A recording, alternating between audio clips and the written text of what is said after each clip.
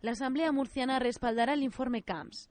Así lo ha adelantado hoy Ricardo Costa, el portavoz del Grupo Parlamentario Popular en les Corts. Y es que parece que el presidente del Gobierno, José Luis Rodríguez Zapatero, es para la comunidad y para Murcia como el agua para el aceite.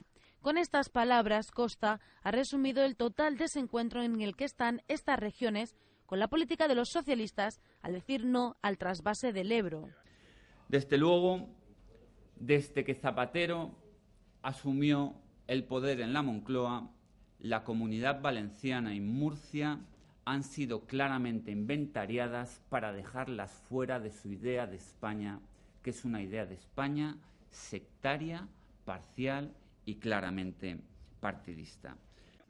Junto con su homólogo, Juan Carlos Ruiz, han acordado elaborar un documento común sobre igualdad territorial que se presentará en ambas cámaras.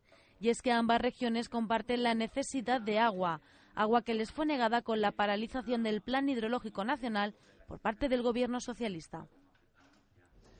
Y sabemos que este encuentro va a chocar claramente con el ideario del Gobierno de Zapatero, que es el descuartizar la idea de una España basada en la solidaridad, en la igualdad y en el respeto a los derechos de todos los ciudadanos, independientemente de qué comunidad autónoma vivan.